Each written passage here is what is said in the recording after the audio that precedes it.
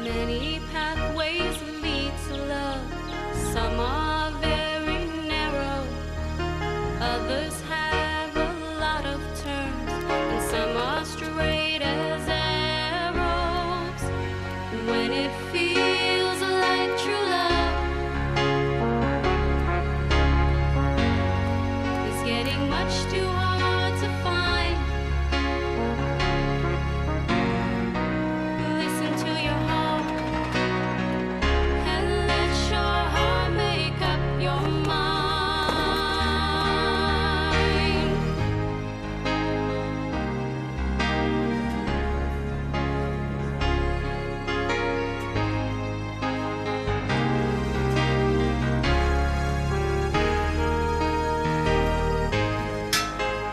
Many years ago, there lived a king and queen who wanted more than anything in the world to have a child. On the day their daughter was born, a great cry of joy rose up among the people of the kingdom, for they loved their king and queen dearly and knew how delighted they must be to finally have a child of their own. They named the baby Felicity, which means happiness, for they had never been more happy in their lives.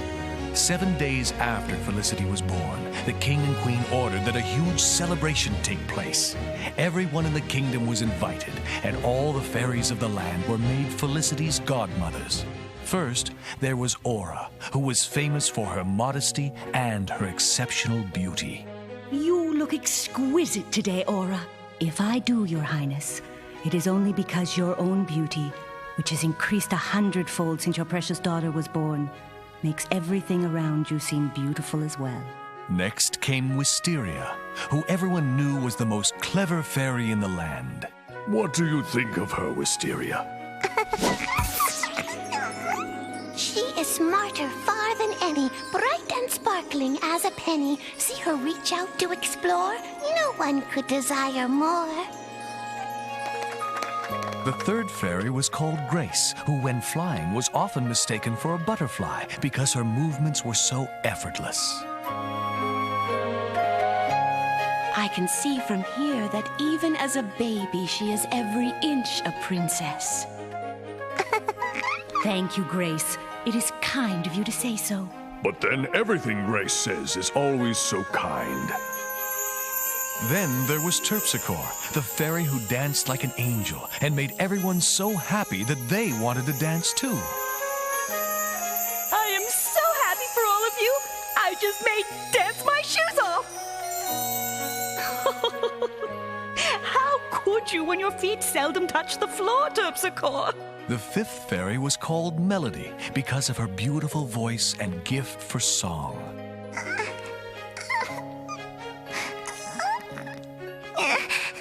Hush, my pretty little one, beautiful, sweet Felicity. Dry your eyes, your crying's done. Sing for your godmother, Melody. Oh, my lovely Felicity. Oh, she's just the loveliest of... Next came Amorata, the fairy whose magical power was the power of love. She was able to love everyone, even people others might feel do not deserve it. There is much love in this room. Amorata, we have you to thank, for you bring love wherever you go. No, my queen, it is you and your noble husband who have created the love. For the Princess Felicity was created from love, and in love may she always live. Your blessing is most important to us, Amorata. I give it gladly, although your new daughter is the greatest blessing of all. Oh, please! Enough of this goopy love talk already.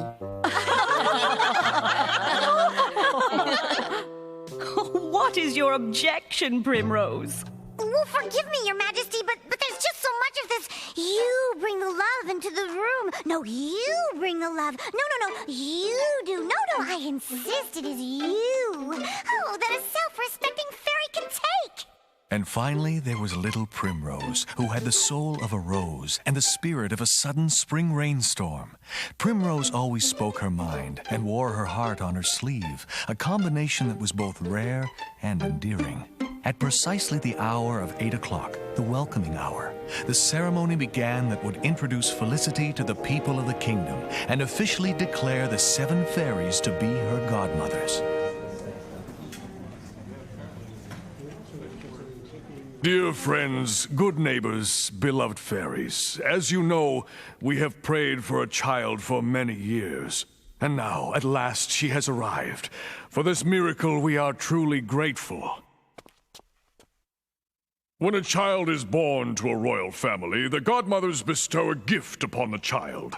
And since children of royalty have more worldly goods than they need, the godmother grants the child a gift of the heart that blesses the child with things that could never be bought with gold.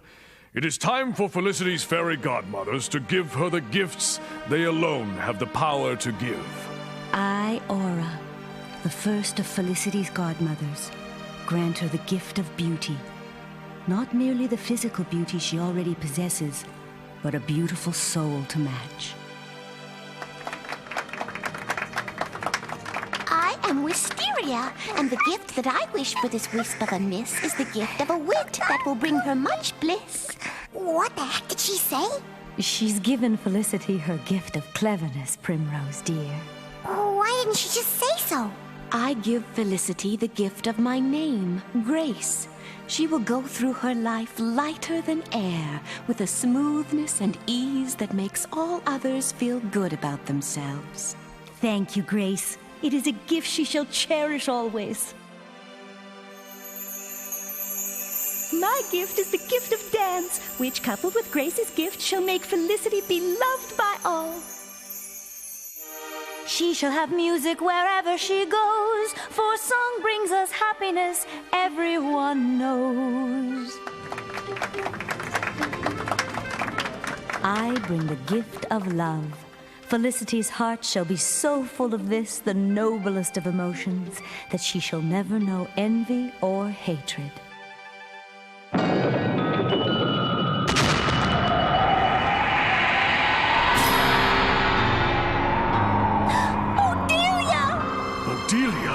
No one has seen hide nor hair of her for the past 5 years. I thought she was dead. So did I. She must be furious that we didn't invite her to Felicity's welcoming celebration. So, everyone in the kingdom is invited to the little princess's party except old Odelia. Did you think I would let this go unnoticed? Oh, Delia, on my honor, we did not know you were still in the kingdom. We have not seen you for so long. We thought you were... Dead? Is that what you thought? Well, as you can see, I am very much alive. Very much alive indeed. Well, no harm done. Despite the fact that you neglected to invite me, I am here, and all's well that ends well. Now let us have a look at the newest member of the royal family. Keep your distance, Odelia. She is protected by the fairies' gifts. Not all the fairies' gifts, Amorata. I have not yet given her my gift. Or am I not to be included as one of her godmothers either? Well, Odelia, of course, we never meant to. That is to say, we had always planned to. What I mean is... Thank you very much. That is precisely as I thought. Let me have her so I can give her what I have brought for her. Odelia, I know you are angry, but look within your heart. The king and queen have made an honest mistake. No harm was intended. Enough blathering! Felicity! Odelia, you must stop! Give me my child and get out! Oh, I would never stay where I am not welcome. I merely want to give the new princess a gift from her old godmother, Odelia. I, too, have a gift for the precious Princess Felicity, the gift of death. 1 week after her 16th birthday, the Princess Felicity shall prick her finger on the spindle of a spinning wheel and fall to the ground, dead. Enjoy your darling little daughter while you may, for in little more than a dozen years, she will be dust and with you no longer. Welcome to the world, little one. Unlike your parents, I doubt if you will ever forget your Auntie Odelia.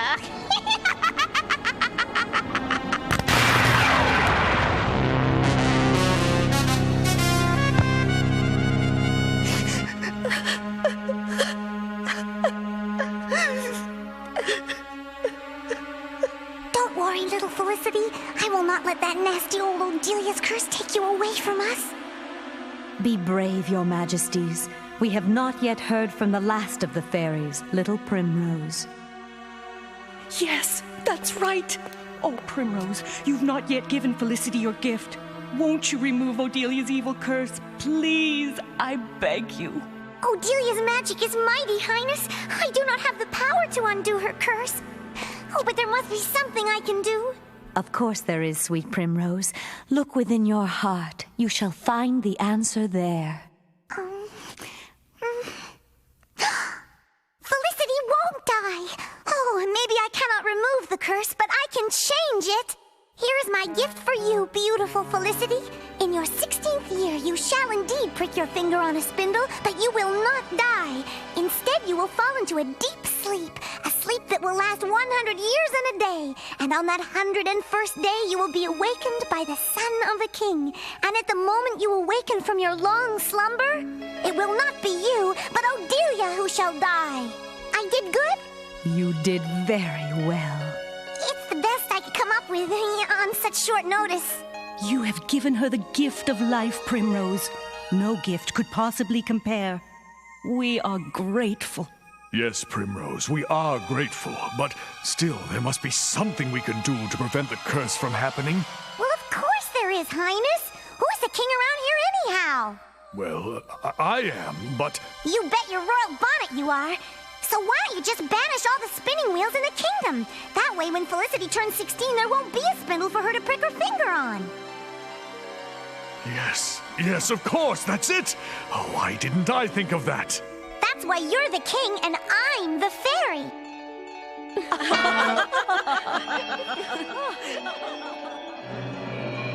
So, the little twerp has altered my curse, and the king has banished all spindles from the land. Well, no matter. I shall simply bide my time, and when the princess turns 16, I shall take care of matters myself.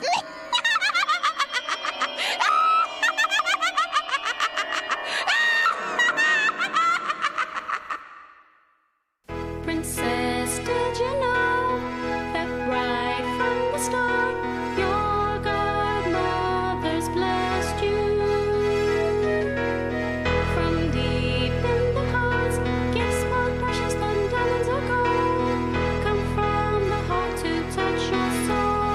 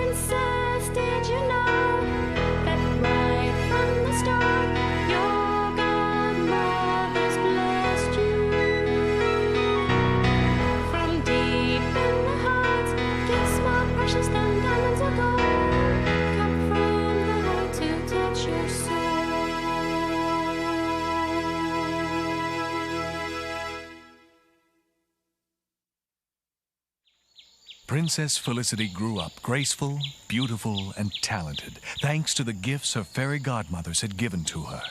Primrose remained her constant companion and never let her out of her sight. And because the king had banished all spinning wheels and spindles from the kingdom, no one had ever told Felicity about Odelia's horrible curse. And so the brave young knight cast off his shackles and was free at last. Oh, how I wish I were free at last. I am with Primrose day and night, night and day. And though he was still only a young man, he had proved himself and was admired by everyone in the land. The only one I ever proved myself to is Primrose. I'm 16 years old. I wish I could be alone just once to do as I please. And then the brave knight was so tired from his journey, so very, very tired, he just put his head down and he closed his eyes, and he was very sleepy, very sleepy. So he let his eyes close and he drifted off into a wonderful, sweet, deep, relaxing sleep.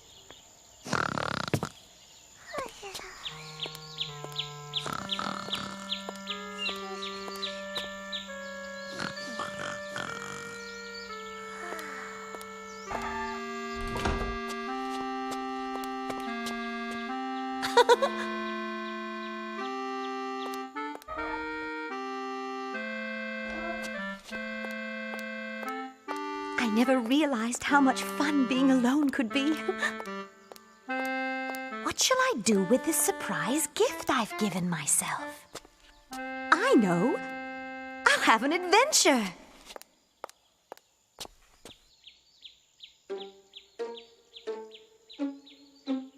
Oh, I do hope Primrose won't be too angry with me for giving her the slip like this. But after all, I have been 16 years old for one whole week now. It's time I did some things on my own. Primrose will be proud of me for being so grown up. Besides, maybe I will return before she wakes up, and then she will never even know I've been gone.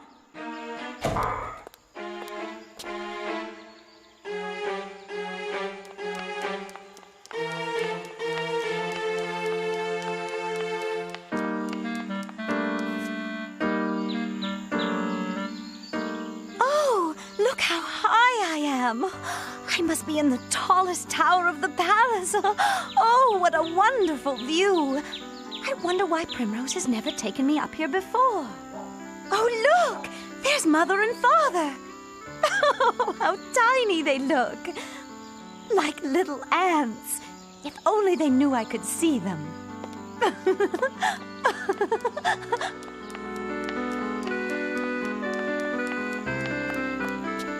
Oh, how wonderful it is up here. I am higher than anything in the kingdom. This shall be my own private secret place. I would like to stay here forever, looking down upon the rest of the world. This is truly a glorious place. So peaceful, so quiet, so... What's that sound? I have never heard anything like this. What could it be? Locked. But I am certain the sound comes from inside.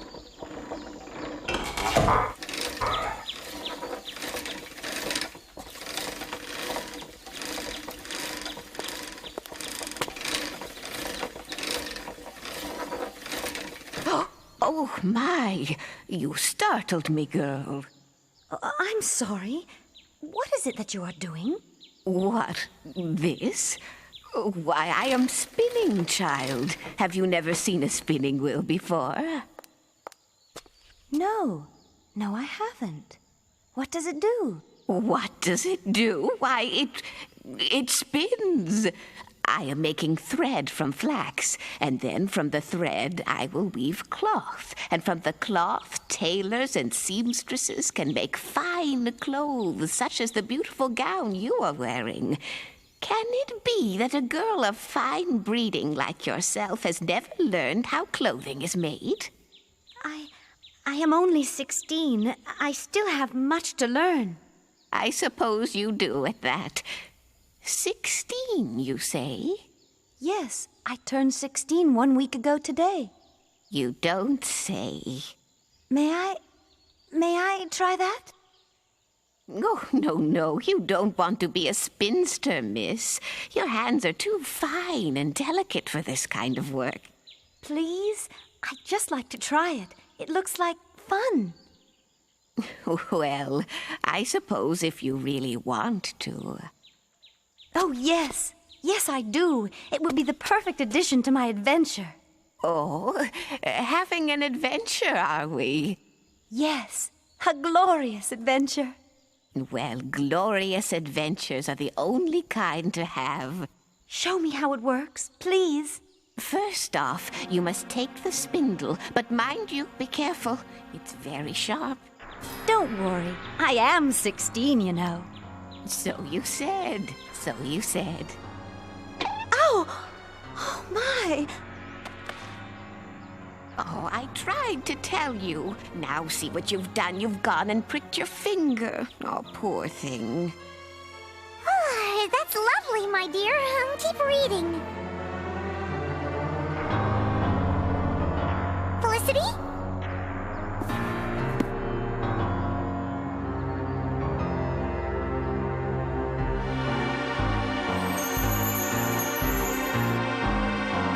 Oh no! Felicity! Felicity!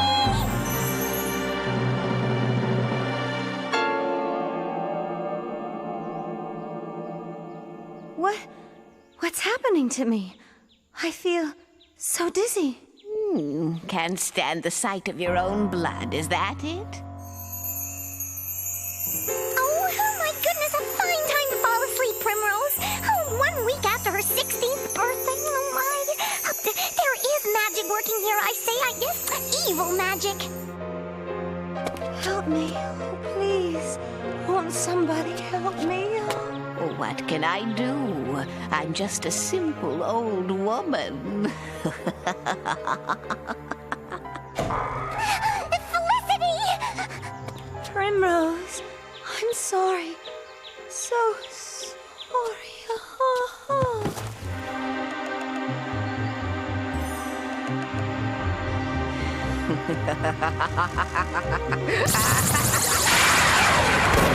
Oh, Delia! Oh, I might have known!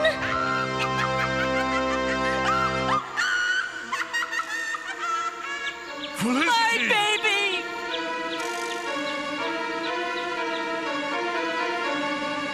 Release her from this spell immediately, Odelia!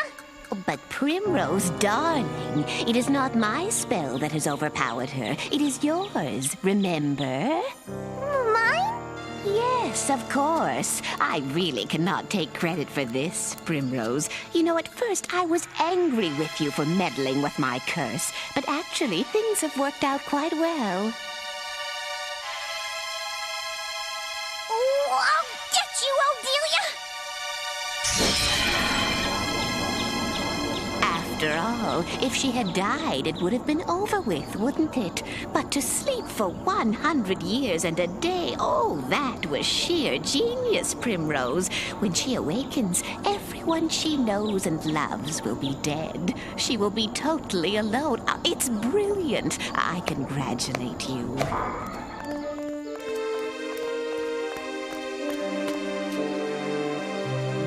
Curse you, Odelia. You have taken from us the one thing that really matters. Then next time, perhaps you will remember to put me on your guest list. Not that there ever will be a next time. Well, I must be going. You really are a most inhospitable host, Your Majesty.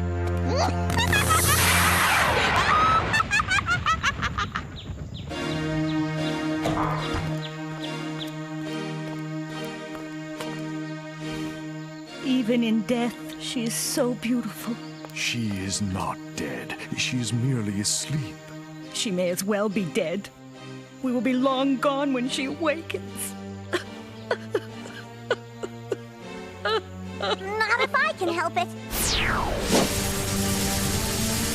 It will take all my energy and use up every last ounce of my fairy magic, but I made this mess and I will fix it. Sleep! I command the entire palace to sleep! Sleep until the fair Felicity is awakened. Then she will not be alone, and you will have your beloved princess with you once again. Sleep! I command you, sleep! It is done. I have used up all my fairy magic, but it is done. Now everyone shall sleep until Felicity wakes. Come to think of it, I could use a few winks myself.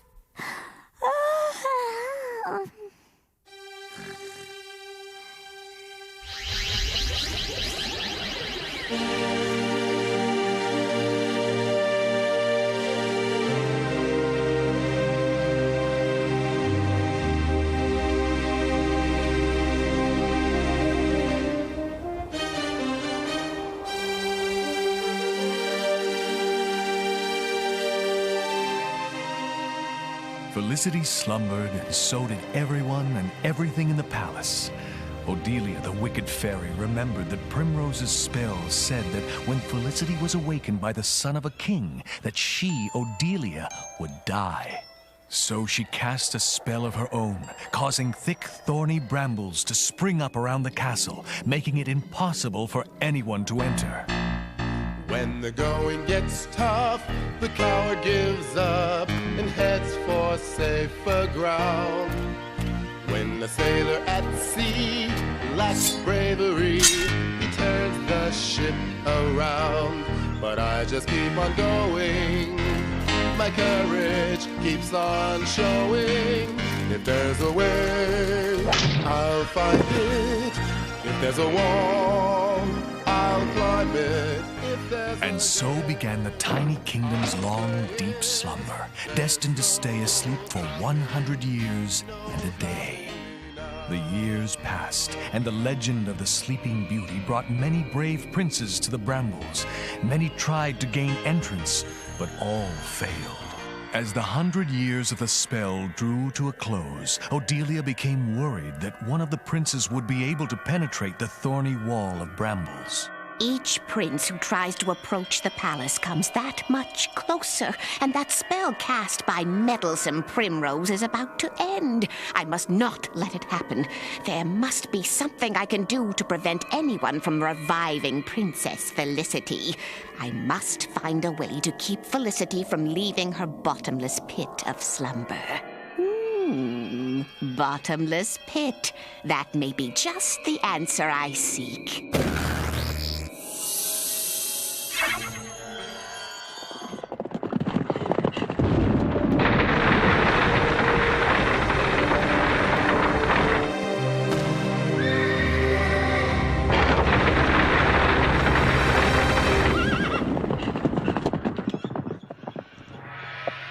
And then, one day, exactly 100 years and 1 day after Felicity pricked her finger on Odelia's spindle, a handsome prince named Richard approached the legendary castle.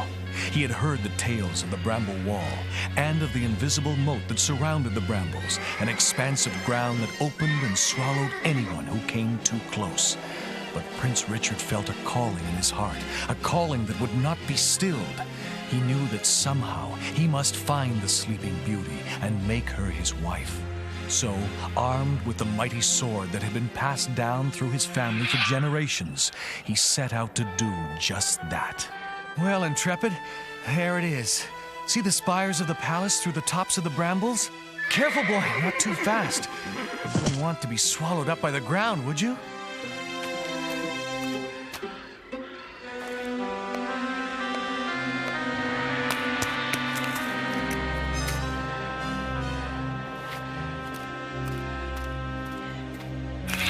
Just as I thought. There's some wicked magic at play here.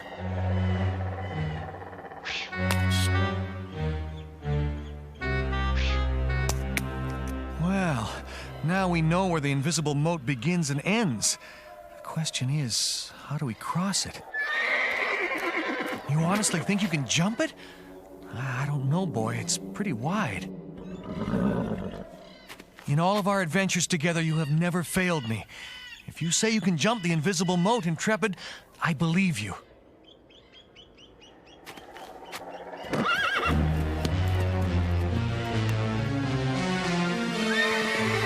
Then fly, my brave stallion!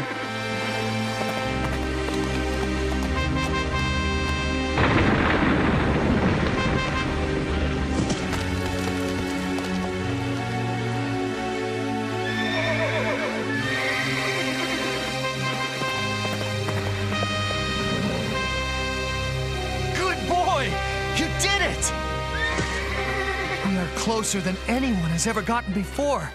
We shall succeed where others have failed, Intrepid. I can feel it in my bones.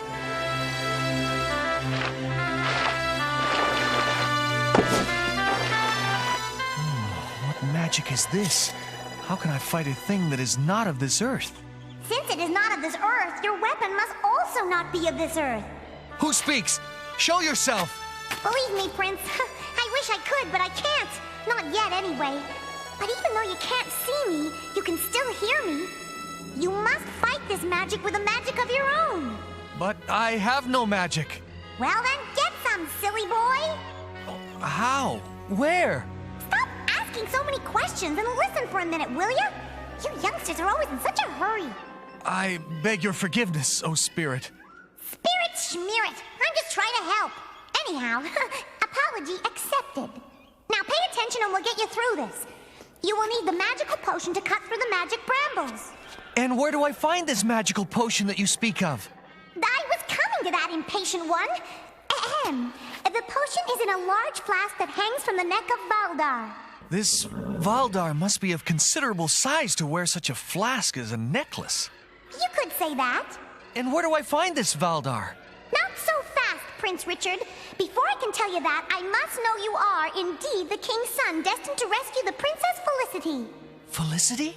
The Sleeping Beauty. Felicity.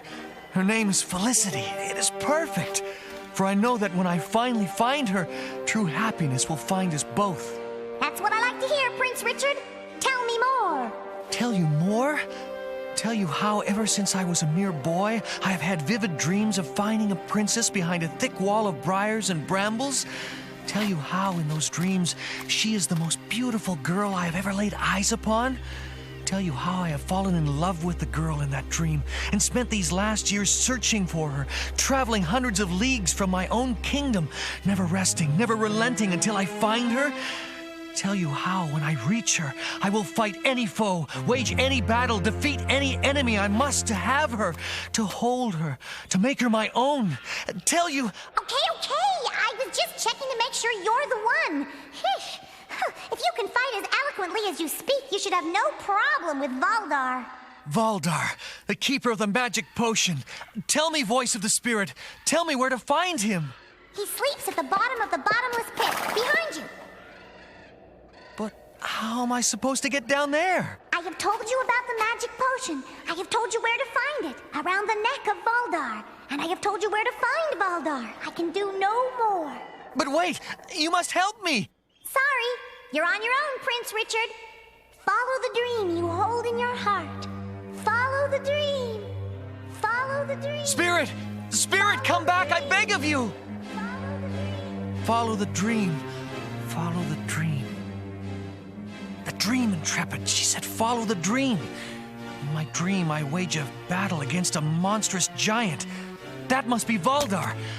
But if he sleeps at the bottom of this bottomless pit, then how am I to reach him and get the magic potion? Valdar, the giant, sleeps at the bottom. We must either go down there to meet him or find some other way to wake him. Easy, Intrepid. This is no time to become frightened. We have come so far already. We can't quit now. No, you were bold enough to leap over the invisible moat. Now you must be even bolder.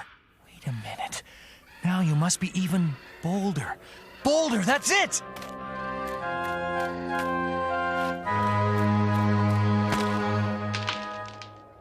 Come on, Intrepid. Help me, boy. Come on, boy. Push!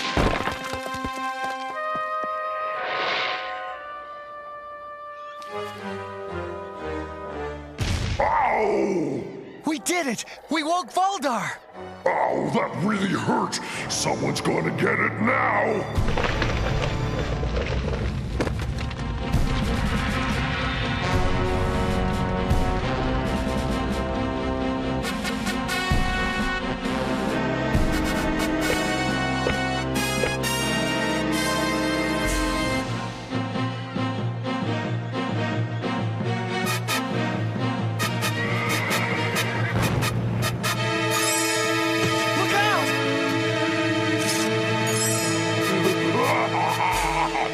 expect to battle me with that toothpick? I will crush you for waking Valdar from his sleep! It will take more than your clumsy dance step to crush Prince Richard and his noble steed, monster! Clumsy, you call me? I'll show you clumsy, insolent gnat!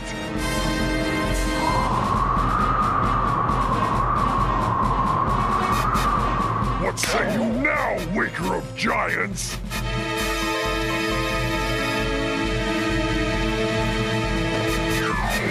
I say you have the most foul breath I have ever smelled, Valdar the Odiferous. But it is heavenly perfume compared to the stench that reeks from your body. No need to get personal, little prince. Hold still so that your death might be swift and painless. Now then, let's get a better look at the bug who dares to awaken the mighty Valdar.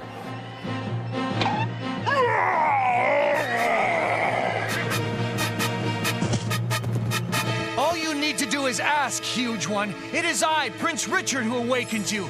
And it is I, Prince Richard, who will put you back to sleep forever!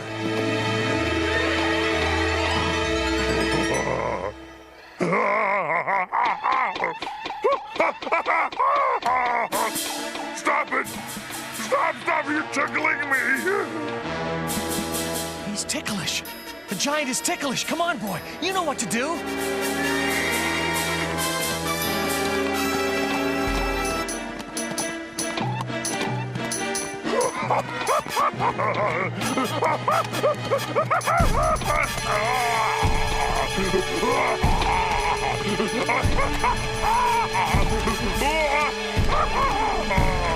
Now, Intrepid! Faster! On, boy!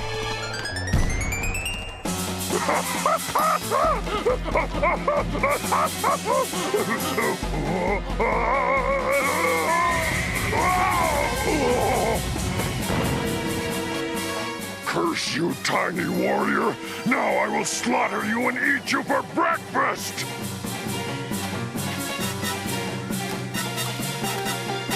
I think not, giant! Ah! Now, Intrepid, get the flask! Get the flask!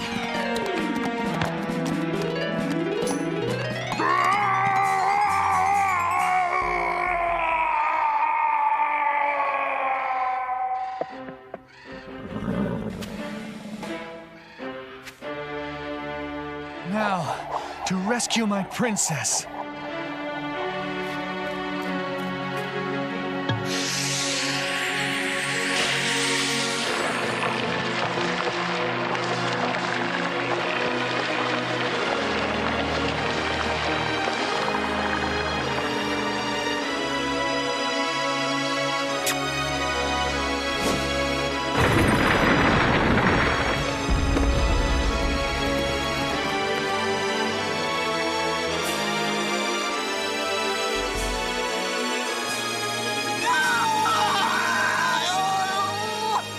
No, this cannot be. I must stop him before it is too late for me.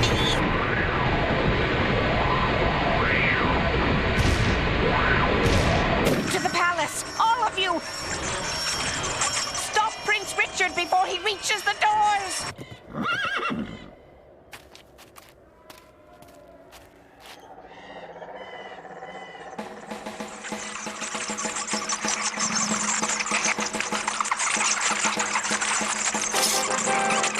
What is this? It smacks of the same evil magic as the Brambles and Valdar. No matter. We have vanquished the others. We will triumph now as well.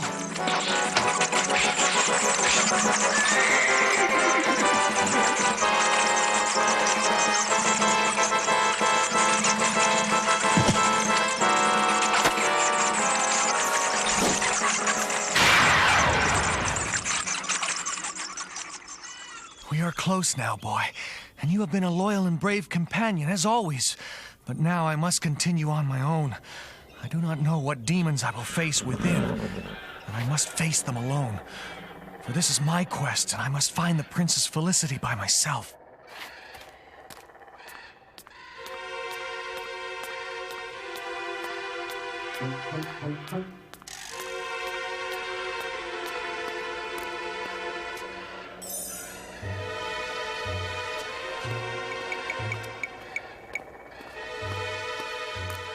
Curse him!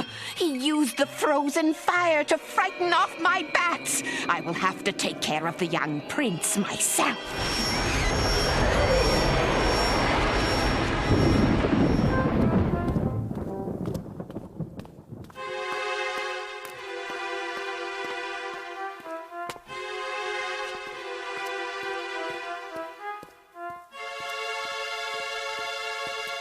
If my beating heart is any signal, I'm about to face my ultimate destiny.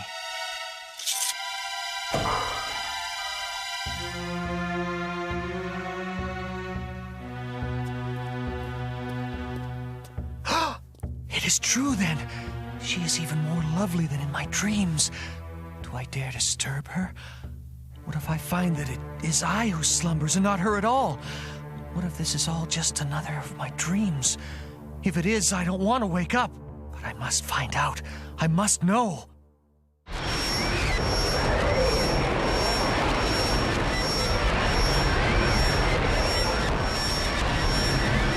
You were close, Prince Richard, but not quite close enough.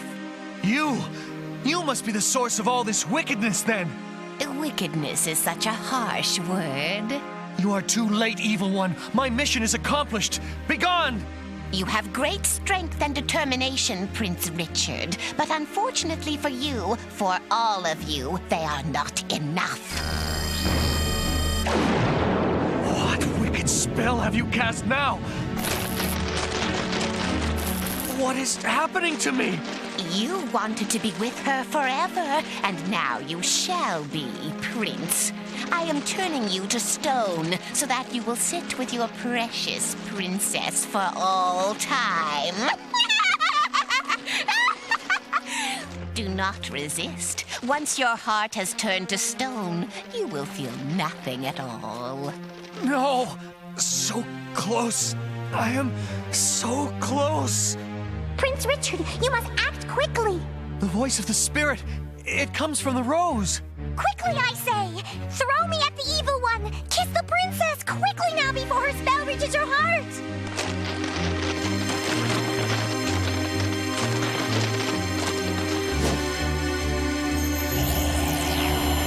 The princess, Richard! Kiss Felicity! Now!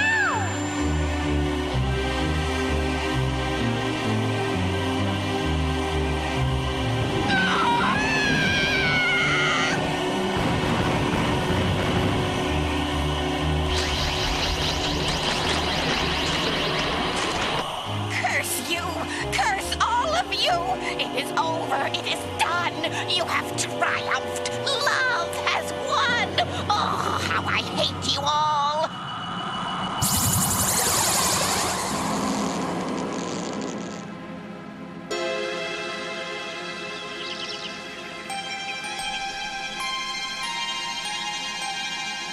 Oh, I must have fallen asleep. Who are you? It is the son of the king, come to wake us from our slumber, just as Primrose predicted. We are awake. Felicity lives. We all live.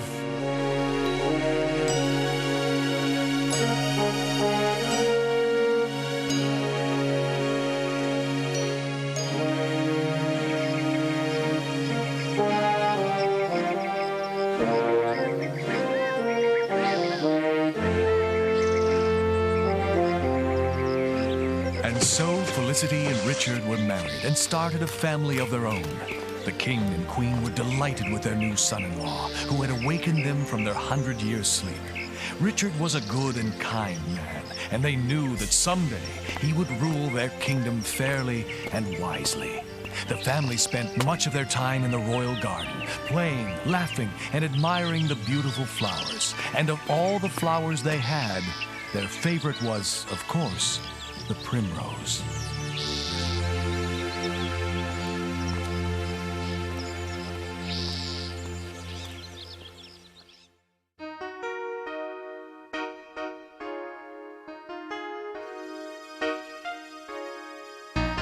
Many pathways lead to love. Some are very narrow. Others have a lot of turns. And some are straight feel